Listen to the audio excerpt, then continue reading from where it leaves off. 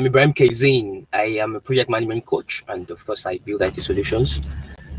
We started a new series yesterday. So today, let's just add a short message to it. Let's start from the basics. Let's go back to the fundamental. And that's the idea of, are you a manager?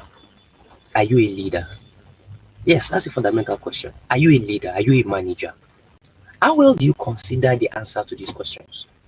Do you think it is until you have a job role, title, or a job title that has the word manager in it? Is that what makes you a manager? Is that what makes you a leader? What is manage? What does it mean to manage? If you're a manager, what does it mean? Actually, managing, being a manager is about you driving results, getting things done, using yourself and other people, motivating others, getting others, bringing the best out of others, and then bringing the best out of yourself to achieve things, to get things done. And then when you say leadership, what is leadership? One of my huge mentors, John Maxwell, says leadership is influence. Your ability to create change, your ability to drive people in the direction of achieving something and getting it done very, very well. Okay, so now the question is, why do we need to do this? The real answer is, we all need to consistently push. So the question I asked earlier, are you a manager? We all manage things. Either managing people at your workplace, or you are managing. In fact, if you are married, you are managing your family. You are managing your family. As long as you have some processes that you're actually in charge of, you want to get some things done. You're responsible for getting things done, either as the top guy or as a player at a particular level who has responsibilities to get done. So you're managing one way or the other. So if you're a husband, you're managing. If you're managing, in fact, whatever you're doing, you are managing something one way or the other, except you are in a desert. In fact, even if you're in a desert, you are still managing. What are you managing in a desert? You want to survive. You want to get food. You want to consider how to remain secure, how to get, how to avoid the wild animals.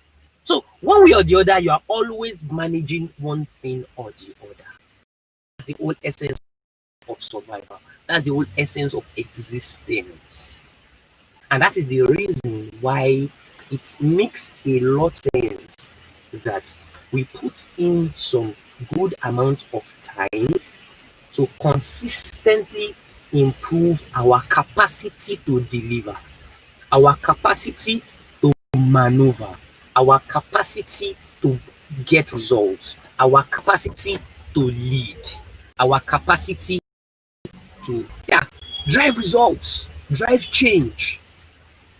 So today's message essentially is, are you a leader? Yes, you are. Are you a manager? Yes, you are. So the issue is, are you an accidental manager or you are a conscious manager?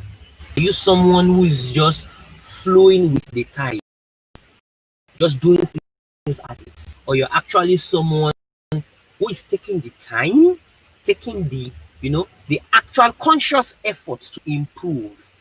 Because the reality is, there's so much. It's a very long journey. So improvement is a long journey. That's why the Kaizen principle of continuous improvement in small bits. So there's so much to learn.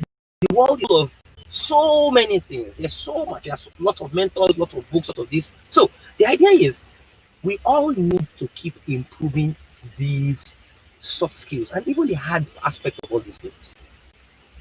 So my message for you all today is that we need to grow. We need to keep growing. See yourself as a manager. It is not until you play that role, it's not until you are up there having that job title of general manager or divisional head.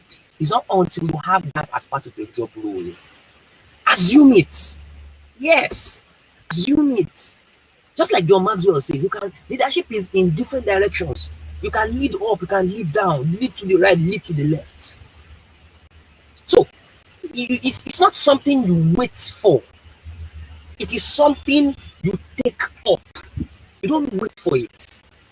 The world is full of mediocres. It's so easy to stand out if you take charge.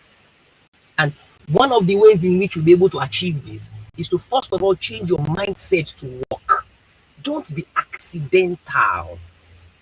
Hmm? Don't be accidental. Whatever you're doing, be be be, take that active step of improving your capacity to lead, capacity to manage, and then take that active step of trying to make things work, trying to make things better. Trust me, if you develop this kind of mindset, you will be part of the few people who set themselves apart. The vast majority of people do what I call wear belle face. What's the meaning of wear belle face? Wear belle face is like pidgin English for what's the word? Anyhow, just do things anyhow. Whatever comes to you, where belle face is whatever direction your stomach is facing. Whatever comes easy, whatever comes fast, just do it. Not much of a product of well thought out principles. Not much of a product of proper planning. Not much of a product of getting things done the right way. You just want to do things anyhow. And that's unfortunate. That's how a lot of people do their thing. We can all improve. Yes, that's my message, even to myself. We can all improve. Have it at the back of your mind that you want to consciously work on yourself. Have it at the back of your mind that you don't want to live an anyhow kind of approach to doing your things. You want to consistently, in small bits that don't overwhelm, keep trying to grow your capacity. Keep trying to improve. Keep trying to make a mark. Wherever you are, let it be known that you are there. Let it be known that you have an impact, influence. You're part of the team. It's not until you are the leader of the team that you can make a mark. You can either be the real leader, or you can assume leadership, even if your role doesn't carry that name tag. Okay, I think I'm close to 10 minutes. Let's stop for today. We don't want it to be too long. So see you again tomorrow. Thank you very much.